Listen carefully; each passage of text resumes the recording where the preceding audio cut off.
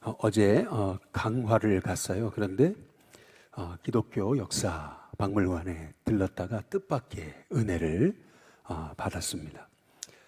강화의 크리스찬들이 예수님 믿고 얼마나 은혜를 받았는지 이름을 다 일자로 통일해 가지고, 예를 들면 뭐 윤동일, 뭐 마정일, 뭐 김동일 이런 식으로 다 일자를 통일해 가지고 그렇게 해서 우리는 한 가족이다, 주 안에서 한 가족이다 라고 하는 의미로 그렇게 이름을 다 개명을 하기를 시작했다고 그러네요. 술집 주인이었던 사람이 예수님 믿고 이제 술집을 접고 고향에 내려와서 어머니를 전도하려고 하는데, 어머니를 이제 전도하고 세례를 받게 하려고 선교사님을 모시는데 동네 사람들이 선교사님을 동네에 못 들어오게 하는 거예요. 그래서 어떻게 했냐면 야밤에 어머니를 업고서 바닷가까지 어머니를 모시고 가가지고 선교사님이 그 바닷가 옆에서 선상 세례를 그렇게 베풀기 시작해서 시작된 교회가 이제 교산교회다라고 그렇게 이제 얘기하는 거죠. 참 뜻밖의 은혜가 있었고 또 뜻밖의 감동이 있었습니다.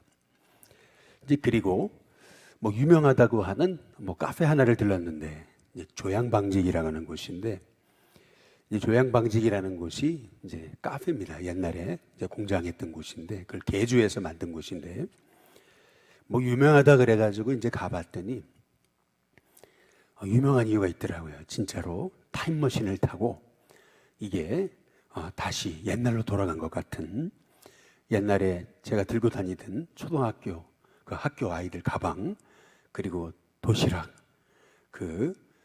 도시락부터 시작해서 또 옛날에 쓰던 것들이 거기 다 있더라고요. 뜻밖의 장소에 가서 뜻밖의 은혜를, 뜻밖의 감동을 이제 받은 건데요. 마찬가지로 오늘 예수님도 갈릴리 가버나움에 이제 계시다가 예수님은 두로와 시돈 지방으로 가세요. 이 두로와 시돈 지방이다라고 하는 것은 이스라엘 경내 밖인데, 거기서 22절에 보면 가나안 여자 하나가 소리 질러 이렇게 얘기하거든요. 마가복음에서는 이 가나안 여자를 수로보니게 족속이다 이제 이렇게 말하고 있습니다.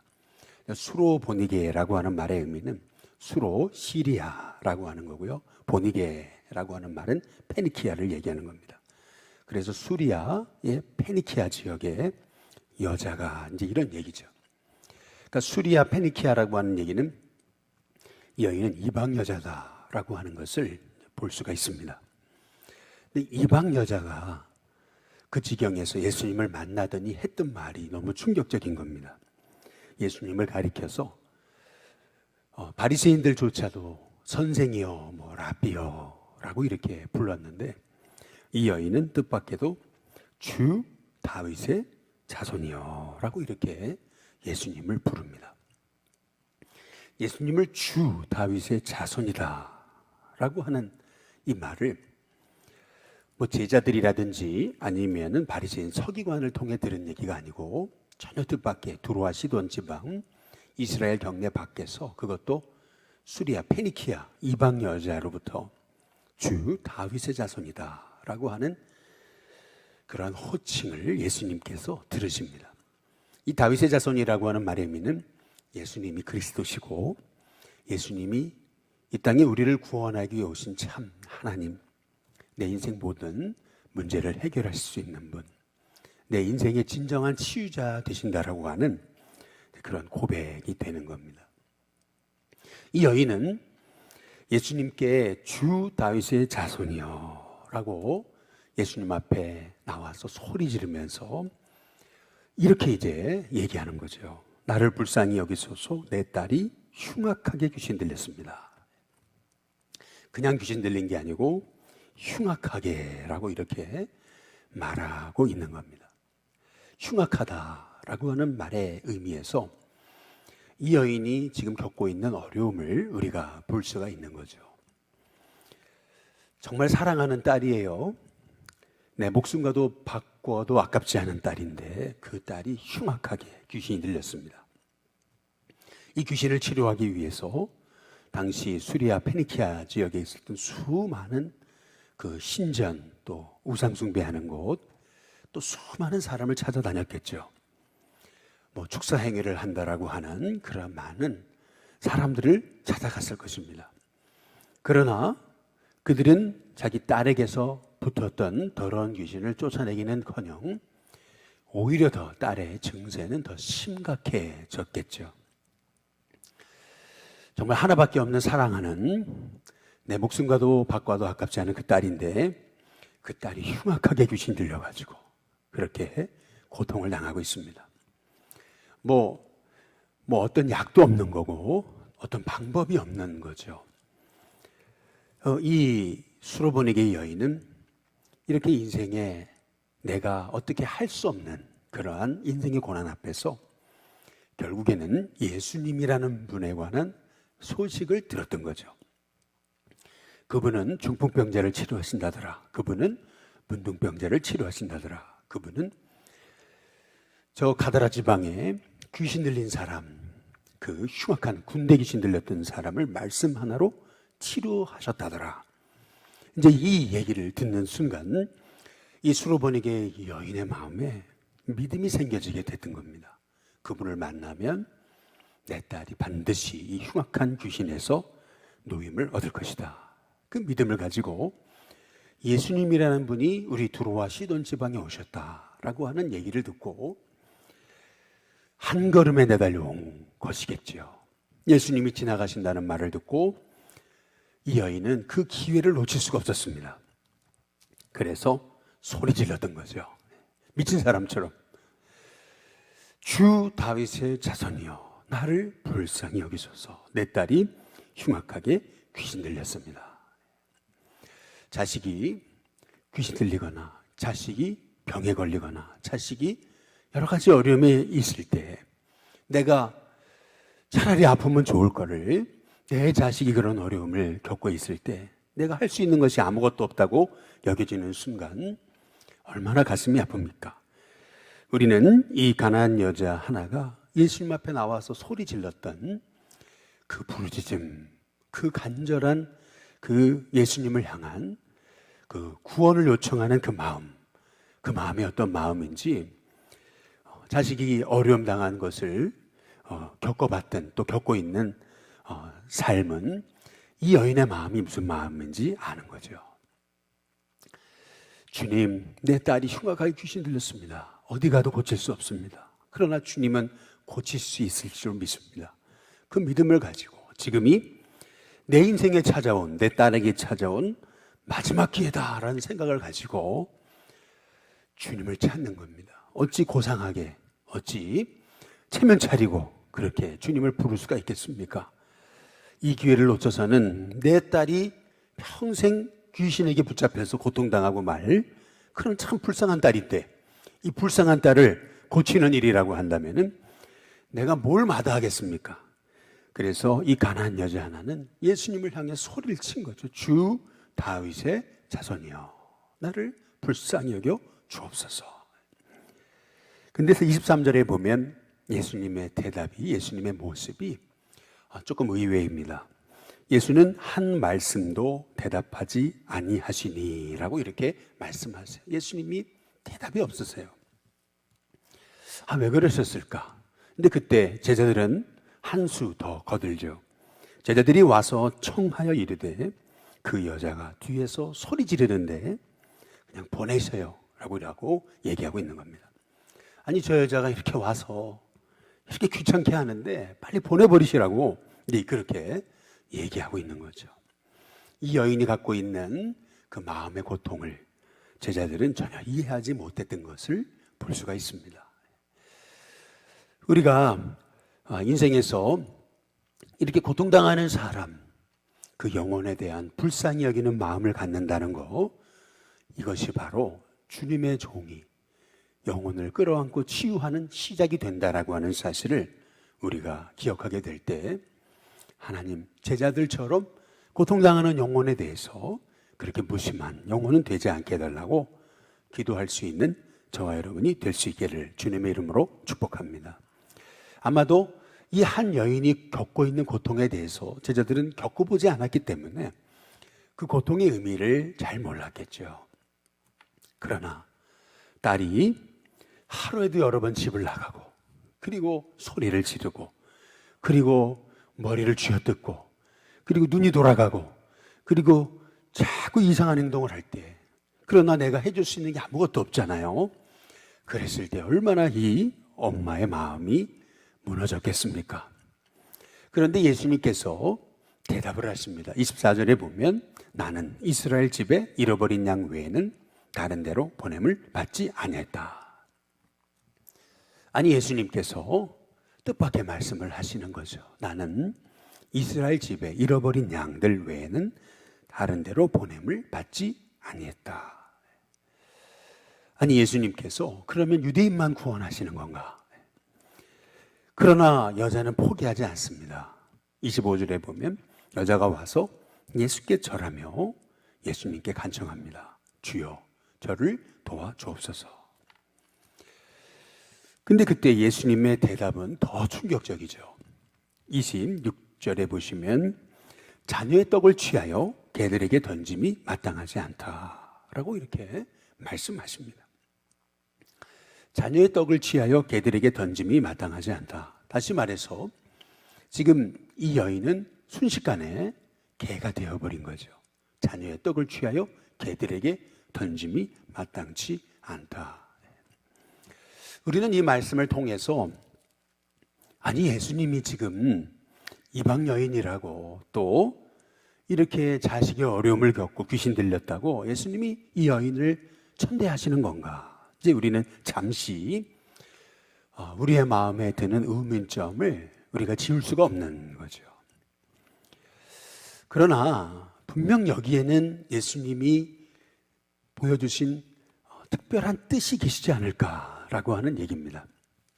왜냐하면 예수님은 사마리아 성의 그 수로보니게 사마리아 성의 수가성의 그 여인을 개인적으로 만나주시고 그렇게 상처받고 그렇게 사람들과 가까이 하지 않았던 그 수가성의 여인을 예수님은 복음으로 일으켜 세우셨던 것을 우리가 너무나 잘 알지 않아요?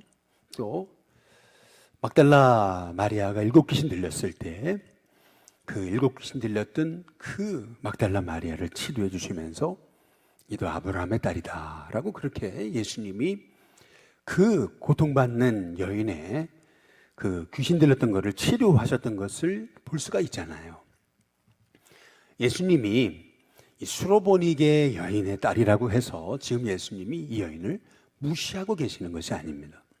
여기에는 분명히 예수님이 가지셨던 숨겨진 뜻이 있으셨다라고 하는 것을 우리가 볼 수가 있는 거죠. 그러면 왜 예수님이 이 수로보니게 여인이 그렇게 딸의 아픔을 가지고 예수님께 찾아와 가지고 그렇게 결사적으로 도와달라고 소리치고 또 예수님 앞에 와서 꿇어 절하면서 나를 도와달라고 그렇게 간청하는데도 예수님은 왜 한 말씀도 대답하지 아니하시고 나는 이스라엘 집에 잃어버린 양 외에는 다른 데로 보냄을 받지 아니했다고 말씀하시고 자녀의 떡을 취하여 개들에게 던짐이 마땅하지 않다라고 3번이나 꼭 거절하시는 듯이 예수님은 그러한 무심한 그 모습을 보여주셨을까? 이유가 있는 거죠. 오늘 말씀에 사실은 해답이 있습니다. 우리 22절에 한번 같이 보시면은 22절 한번 같이 한번 읽어 보실까요? 15장 22절입니다. 함께 읽겠습니다. 시작. 가나안 여자 하나가 그 징에서 나와 소리질러 이르되 주 다윗의 자손이여 나를 불쌍히 여기소서 내 딸이 흉악하게 귀신 들렸나이다 하되. 오늘 여기 22절을 읽으면서 예수님이 왜 이렇게 무심하게 행동하셨을까라고 하는 것에 관한 해답을 찾으셨습니까? 오늘 22절에서 우리가 주목해 봐야 될 단어 하나가 있습니다. 그게 뭐냐면은 주 다윗의 자손이여 라고 했던 이 여인의 고백입니다. 지금까지 병자들이나 지금까지 여러 가지 인생의 어려움을 겪고 있었던 사람들 중에 예수님을 주 다윗의 자손이라고 불렀던 사람이 없었습니다. 그런데 이 여인은 뜻밖에도 예수님을 주 다윗의 자손이다 라고 이렇게 고백했던 것을 볼 수가 있는 거죠. 주 다윗의 자손이라고 하는 말은 아까 말씀드렸다시피 다윗의 자손이라는 것은 당시 이스라엘 백성들이 예수님이 바로 다윗의 자손으로 오신다, 메시아다, 그분은 하나님이시다, 우리의 구원자시다 라고 하는 고백이 여기 안에 담겨져 있는 거거든요. 내 인생의 모든 문제, 아픔과 상처와 고통을 치료해 주실 수 있는 분, 그분이 바로 예수님이시다, 주 다윗의 자손이라고 하는 이 표현에서 이 여인의 예수님을 향한 고백을 우리가 들을 수가 있는 거거든요. 그런데 예수님께서는 당장 이 여인에게 그래, 내가 가서 고쳐주겠다라고 말씀하지 않으십니다. 그리고 오히려 꼭 거절하시는 것처럼 한 말씀도 대답하지 아니하시고 오히려 나는 이스라엘 집에 잃어버린 양 외에는 다른 데로 보냄을 받지 않았다, 자녀의 떡을 취하여 개들에게 던지면 마땅치 않다라고 예수님이 오히려 거절하시는 듯한 그런 말씀을 하셨던 것을 볼 수가 있는 거죠. 오늘 이 예수님의 모습과 또 이 수로보니게 여인의 이 모습을 통해서 혹시 떠오르는 사람이 없으십니까? 저는 딱 떠오르는 사람이 있었습니다. 바로 그 사람이 누구냐면 창세기 22장의 아브라함인 거죠. 하나님은 100세에 낳은 아들 이삭을 아브라함에게 갑자기 내 아들, 내 사랑하는 내 독자 이삭을 번제로 바쳐라 라고 말씀하십니다. 그냥 이삭을 번제로 바치라라는 것도 그것도 용납할 수 없는데 내 아들, 내 독자, 내 사랑하는 이삭을 말이죠. 아니 사랑하는 거 아시면서, 아니 독자인 거 아시면서 그러면서 이삭을 바치라 그래요. 그것도 번제로 말이죠. 근데 놀랍죠. 아브라함이 순종합니다. 내가 지시하는 한 산 거기 가서 번제로 그를 바쳐라. 아브라함이요 아들과 함께 종들과 함께 하나님이 지시하신 그 땅, 그 산 모리아 지역으로 갑니다. 하나님이 지시하신 산에 딱 도착을 했을 때 아브라함은요 종들을 있게 하고 아들 이삭과 단둘이 모리아 산으로 올라가죠. 근데 그때 아들이 이 아브라함에게 얘기합니다. 뭐라 하냐면 아버지, 아니 나무는 있고 불도 있는데 번제할 양은 어디 있습니까? 근데 그때 아브라함이 대답을 하죠. 하나님이 친히 준비하실 거다. 아브라함은 거기서 넘어질 수 있었습니다. 이 사랑하는 아들인데. 작심삼일이라는 말이 있잖아요. 지금 이 모리아산까지 오기까지 3일 지났는데 작심삼일이라는 말처럼 그래 내가 지금 미친 짓이지, 내가 지금 뭐 하고 있는가, 하나님은 왜 이 아들을 바치라 그러는가, 그래 돌아가자, 이제 그럴 수도 있었는데 아들아, 번제할 어린 양은 하나님이 친히 준비하실 거란다. 그리고 아들과 함께 올라가죠. 그러면 모리아산에 딱 올라갔을 때 아주 극적인 장면이 연출돼야 되는 거 아니에요?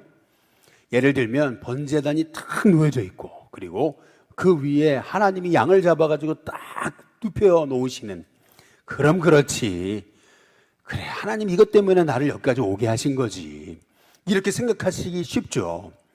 뭐 극적인 장면이 연출돼야 되는데 극적인 장면이긴커녕 아무것도 없어요.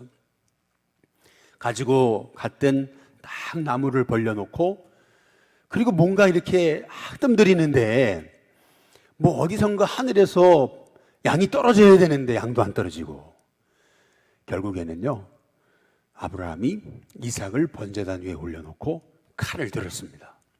근데 그때 하나님이 아브라함아 아브라함아 멈춰라 라고 말씀하셨던 걸 볼 수 있죠. 그러면서 하나님의 아브라함에게 주신 말씀이 뭐냐면 네가 이제야 하나님을, 내가 이제야 네가 하나님을 경외하는 줄을 내가 알겠다.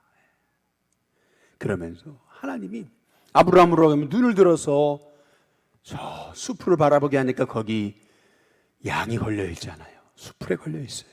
그러면서 하나님이 아브라함에게 주신 약속이 뭐냐면 네 자손이 하늘의 별처럼 많아지고 네 자손이 저 바다의 모래처럼 많아질 거다. 네 자손으로 말미암아 천하 만민이 복을 얻을 거다.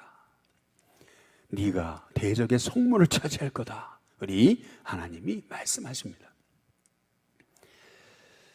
아브라함은요, 하나님이 이삭을 바치라고 했을 때 바칠 수 있는 그러한 상황이 아니었습니다.